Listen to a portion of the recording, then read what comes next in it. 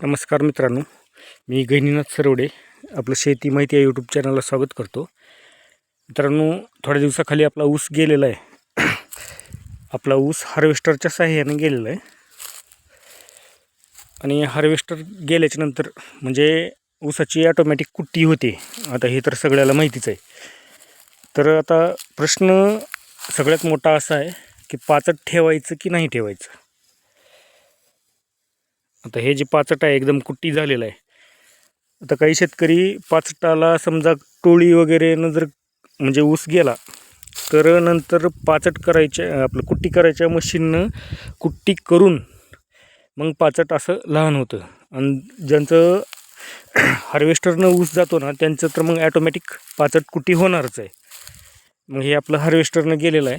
आणि मित्रांनो, यातला तुम्हाला विशेष करून अनुभव सांगतो. मी याच्या अगोदर पण पाचट रानामध्येच ठेवलेला आहे आणि जेवढं तुम्ही पाचट ठेवचाल तेवढं तुमचा खोडव्याचा खर्च कमी होणार आहे बरं का. आता आपलं पहिलं कसं होतं माहिती आहे का, पूर्वीपासूनच आपण पाचट जाळत आलेलो आहोत. आता हो का बघा, हे थोड्याच दिवसामध्ये एवढा असा ऊसाचा फुटवा पण झालेला आहे बरं का. अजून हे फुटणार आहे. हे आत्ता कुठं 8-10 दिवस तर झालेला आहे ऊस जाऊन. तर मित्रांनो, तुम्हाला पाचट अजिबात त्रास करत नाही. कारण आता सर्वसाधारण पारंपरिक पद्धतीनं आपण याला पेटवत आलेलो आहे. पेटवून आपण स्वतःचं नुकसान करून घेतो. कारण पाचटाच्या म्हणजे पाचट म्हणजे काय असणार आहे, याच्यामध्ये जेवढं तुम्ही जमिनीला नायट्रोजन देचाल तेवढं तुमचं पीक चांगलं जोमान येते. आणि जे पण पालापाचोळा आपण शेतामध्ये घालून कुजवून आपण इतर प्रयत्न करतो, आपण उकंड्यामध्ये कुजवून नंतर ते शेतामध्ये टाकतो. मग हे तर आहे इथं पाचट आहे. तुम्ही फक्त ह्याला कुजवायचा प्रयत्न करायचे. आणि कुजवायचं लई सोपं आहे. लई म्हणजे आता तुम्हाला काय सांगू. आता हे मी जी केलेली प्रक्रिया आहे ना, हे तुम्हाला सांगतो का. हे जे पाचट पडलेलं आहे ना, तर हे ज्या ठिकाणी आपली सरी आहे काही, तर ह्या सरीवरचं नॉर्मल सारून आपल्याला त्या साईडच्या त्या सरीमध्ये घ्यायचे. म्हणजे बोधावरचं काढून सरीमध्ये घालायचे. असं याच्यामध्ये हे बघा असं आम्ही लावलेलं आहे. आणि याच्यावर तुम्हाला स्प्रिंकलरनं पाणी द्यायचे. स्प्रिंकलरनं पाणी दिलं का पाचट एकदम असं चोपून बसते. मस्तपैकी चोपून तिथल्या तिथं तुम्हाला पाचटाचा अजिबात प्रॉब्लेम होत नाही. आणि पाचट लवकर कुजवण्यासाठी तुम्ही याच्यावर 1 करी 2 पोते शिंगल सुपर फॉस्फेट आणि 1 पोतं युरिया, हे जर खत तुम्ही डायरेक्ट असं फेकून जर वरून पाणी देत असाल तर मग तर पाचट लई फास्ट कुजते. आता हे बघा, आता आपण हे स्प्रिंकलर तुम्ही बघलेलं आहे का, हे आपण स्प्रिंकलरनं भिजवलेलं रान आहे. आणि हे बघा हे पाचट, याची कंडिशन बघा. आता हे लाल पडत चालले बघा. हे 8 दिवसामध्ये झालेलं आहे बरं का. हे बघा, म्हणजे सांगायचा उद्देश काय, जेवढं तुमच्या पाचटामुळे खत तयार होते तेवढं तुम्हाला बाजारातून आणून विकत घालायची गरज नाही.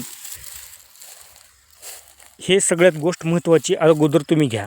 आणि हो का, आता माझी टेक्निक सांगतो तुम्हाला. आता ही पहिलंच पाणी देऊ लागले, परत एक 4 दिवस लगट पाचट असं भिजवायचं. आम्ही खात तर ह्याच्यावर टाकू भिजवायलो. पाचट एकदम दबून बसते. आणि त्याच्यानंतर काय करायचं, आता भरपूर म्हणजे जिकडं ऊस भरपूर आहे त्या साईडला ट्रॅक्टरवाल्याने ना सगळ्यांनी तशी यंत्रणा बनवलेली आहे. ही जी सरी आहे ना, त्या बरोबर सरीच्या साईडच्या दाढा निघून जातात.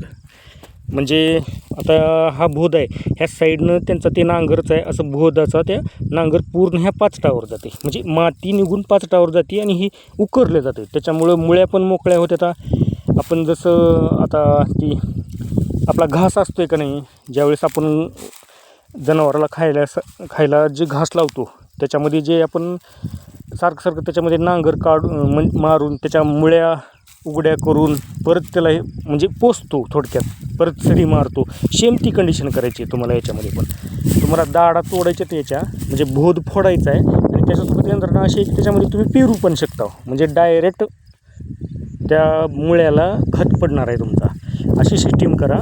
आणि ते आपण ती दाढा फोडल्यामुळं म्हणजे हे बोधाला फोडल्यामुळं सगळी माती पाचटावर जाते. आणि पाचटावर माती गेल्यामुळं तर लई फास्ट कुजून जाते. आणि तुम्हाला शपथ खोटं बोलणार, तुम्ही उकंड्यातल्या 4 बऱ्या जरी एका तुकड्यामध्ये तुम्ही म्हणजे खत टाकलो ते आणि 1 एकरमधलं पाचट वर्षाला त्याच्यामध्ये जिरवलेलं, तर ह्याच्यामध्ये तुम्हाला कमीत कमी 4 ते 5 टन खत उपलब्ध होतं आहे बरं का. आणि टोटल जैविक, अजिबात रासायनिक नाही, काहीच नाही. आता 5 म्हणलं तर टोटल जैविकमध्ये येणार आहे. आणि तुम्ही याच्यावर जैविकची फवारणीसुद्धा करू शकता. आता बाजारामध्ये भरपूर उपलब्ध आहे. याच्यावर फवारणी केली ना लय फास्ट कुजून जाते. म्हणजे सांगायचा उद्देश एवढाच आहे की याच्यामधून तुम्हाला जास्ती खर्च करायची गरजच नाही. ठीक आहे मित्रांनो, धन्यवाद.